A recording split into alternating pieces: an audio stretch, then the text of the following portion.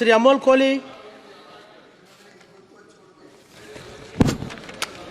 धन्यवाद अध्यक्ष महोदय। मैं महामहिम राष्ट्रपति जी के अभिभाषण पर धन्यवाद प्रस्ताव पर बोलने के लिए। कैमरा कहाँ है sir? They are not showing the speaker. No, it is okay. They are showing. Carry on. धन्यवाद अध्यक्ष महोदय। मैं महामहिम राष्ट्रपति जी के अभिभाषण पर धन्यवाद प्रस्ताव पर बोलने के लिए मेरी पार्टी राष्ट्रवादी कांग्रेस शरद चंद्र पवार पार्टी की तरफ से खड़ा हूं, जिस पार्टी को चिल्ला कर हम ओरिजिनल है ये कहने की नौबत नहीं आती, क्योंकि महाराष्ट्र की जनता ने फैसला कर दिया है कौन असली है और कौन नकली है। राष्ट्रपति जी ने जिन उपलब्धियों का उल्लेख किया उसके लिए मैं सरकार का अभिनंदन करता हूं, लेकिन कुछ बुनियादी सवाल है अध्यक्ष महोदय। जब 5वें नंबर की हमारी अर्थव्यवस्था, ये गौरवशाली बात है, लेकिन देश ये भी जानना चाहता है कि देश पर कर्जा कितना है, देश पर बोरोइंग्स कितनी है और देश के सकल उत्पाद के ये बोरोइंग्स कितनी फीसदी है और ये ऋण कब तक और कैसे चुकाया जाएगा। हमारी मराठी में कहावत है, ऋण काढून सण फार काळ साजरा करता येत नाही।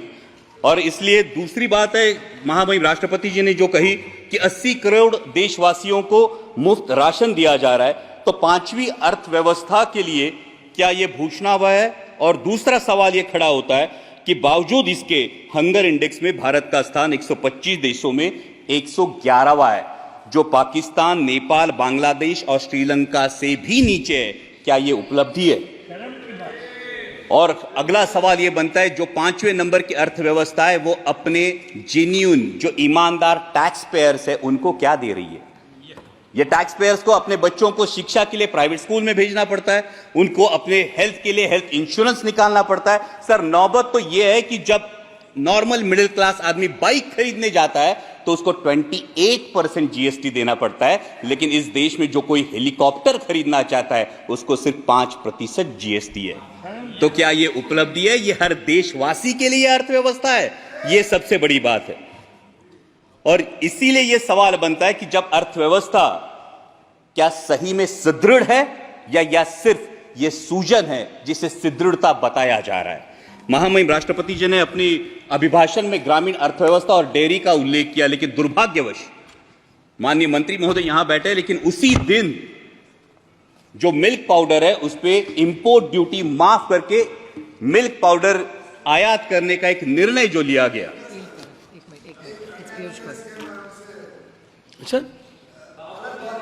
Yeah, but don't cut his time. He is not yielding. You are yielding. No, sir. I'm asking sir, ये दूध उत्पादक किसानों के लिए क्यों एकदम गलत बता रहे हैं, इससे I want you to kindly give me a chance. इनकी जानकारी के लिए और पूरे सदन की जानकारी के लिए, शरद पवार जी जब कृषि मंत्री थे उस समय उन्होंने ये टीआरक्यू दिया था। एक समय 10,000 टन का, बाद में 25,000 टन का, और उस समय मिल्क पाउडर इंपोर्ट हुआ।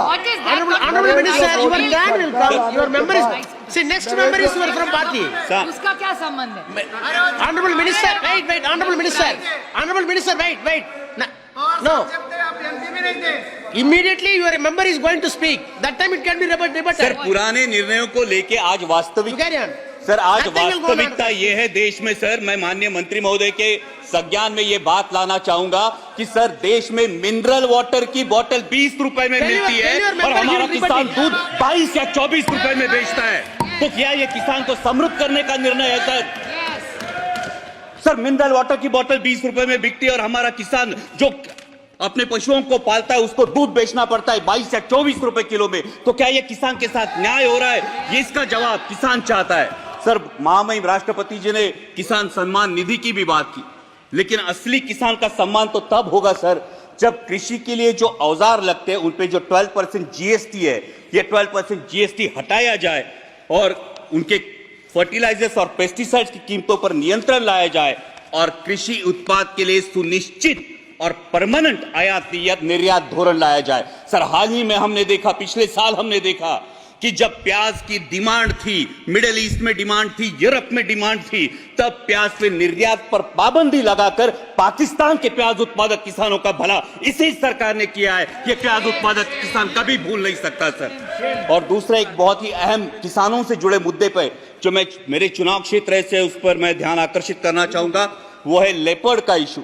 सर मेरे चुनाव क्षेत्र में जुन्नर वन विभाग के क्षेत्र में 700 लेपर्ड्स का अधिवास है सर, 700 लेपर्ड्स, और आए दिन किसी ना किसी पर हमला होता है सर। जब एक बाप अपने 3 साल के लहूलुहान बच्चे को लेकर सामने खड़ा होता है तब ये इसकी गंभीरता और ज्यादा महसूस होती है सर। 23 लोगों ने पिछले 1 साल में जान गंवाई है, और बार बार मैंने दरख्वास्त की है माननीय मंत्री जी से भी कि लेपर्ड रिप्रोडक्शन कंट्रोल के बारे में सरकार गंभीरता पूर्वक ध्यान ले। महामहिम राष्ट्रपति जी ने अपने अभिभाषण में इंफ्रास्ट्रक्चर की भी बात की। जो 3,82,000 किलोमीटर हाईवे हुए हैं उसके लिए मैं सरकार का अभिनंदन करता हूं, लेकिन जिस रेलवे ट्रांसपोर्ट के लिए 1/3 कॉस्ट लगती है और एक ऑयल इंपोर्टिंग कंट्री के लिए इन रेलवे में कितना इजाफा हुआ ये भी हम जानना चाहते हैं। और दूसरी बात यह है जिन प्रोजेक्ट्स के लिए महाराष्ट्र गवर्नमेंट ने 50% कॉस्ट शेयरिंग के लिए अनुमति दी थी वो 3 प्रोजेक्ट्स है सर, अहमदनगर बीड परली, वर्धा यवतमाल नांदेड़ और वर्षा और गढ़चिरौली, जो 3 साल में रेलवे कंप्लीट करने वाला था। आज 15 साल बाद भी ये प्रोजेक्ट्स निर्माणाधीन है, ये इनकम्प्लीट है। और महाराष्ट्र के गोल्डन ट्रायंगल को जोड़ने वाली पुणे नासिक रेलवे जैसा एक एम्बिशियस प्रोजेक्ट, जिस प्रोजेक्ट की फाइल कैबिनेट अप्रूवल के लिए पिछले 2 साल से पड़ी है, ना उसको कैबिनेट अप्रूवल मिल पा रहा है और ना ही इसकी इंप्लीमेंटिंग एजेंसी तय हो रही है। साथ ही में दौंड से पुणे तक जो लोकल की डिमांड है ये भी डिमांड अब तक उसकी आपूर्ति नहीं की गई है सर। डिफेंस सेक्टर के रिफॉर्म की महामहिम राष्ट्रपति जी के अभिभाषण में बात हुई, और आज ही मैं जब भाषण सब सुन रहा था तब भारतीय न्याय संहिता की अंग्रेजों के जमाने की कानूनों को बदलने की जो बात हुई, लेकिन सर डिफेंस के बारे में रेड जोन का ये मुद्दा जो पिंपरी चिंचवड़ में और देश के 13 राज्यों में रेड जोन लागू होता है, ये रेड जोन 1903 के इंडियन डिफेंस एक्ट अंग्रेजों के जमाने के कानून के तहत 2000 यार्ड का लागू होता है। लेकिन 1970 में जो स्टेक रेगुलेशंस हमने अपनाए, जो यूएन के स्टेक रेगुलेशंस हमने अपनाए, जिसको 2005 में अमेंड किया गया, उस स्टेक रेगुलेशन के तहत 200 से 500 मीटर सिर्फ रेड जोन की मर्यादा होनी चाहिए।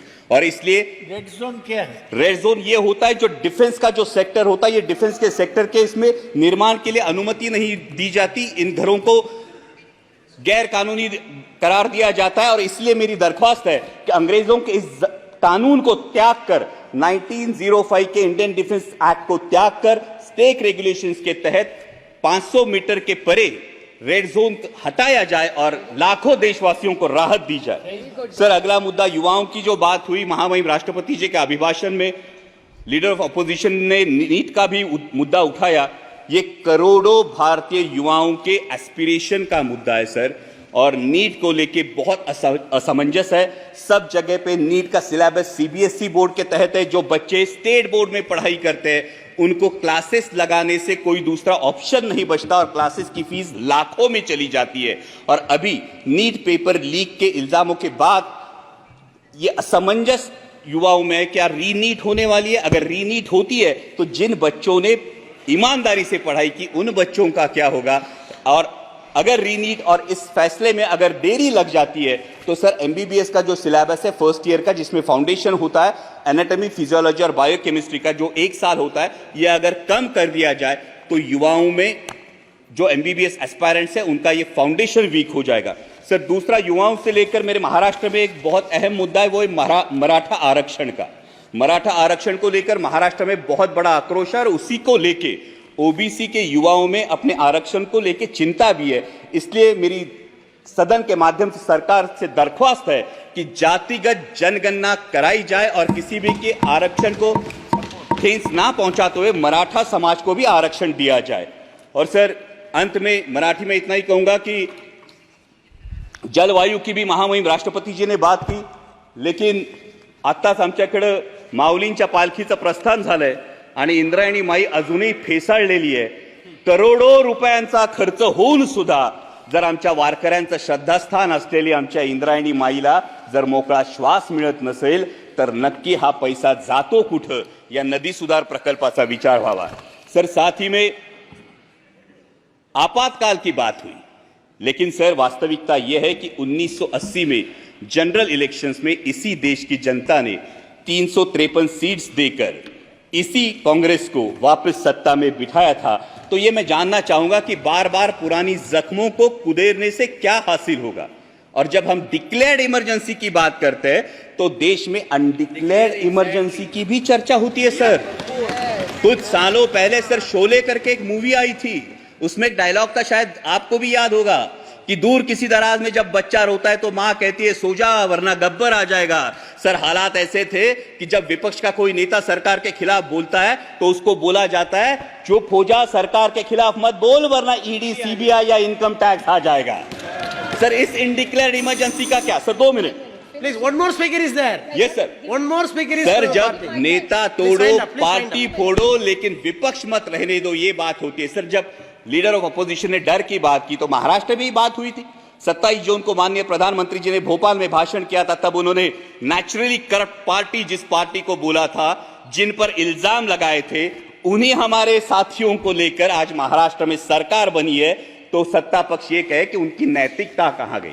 लेकिन अंत में मैं देश की जनता का आभार करूंगा सर, लास्ट पॉइंट, देश की जनता का आभार करूंगा क्योंकि उन्होंने पूर्ण बहुमत नहीं दिया और यह दिखा दिया कि तुम भारत कहो या इंडिया। सर 1 मिनट सिर्फ, लास्ट मिनट, तुम भारत कहो या इंडिया, मैं वही हूं जो अपने कर्म पर विश्वास रखता हूं।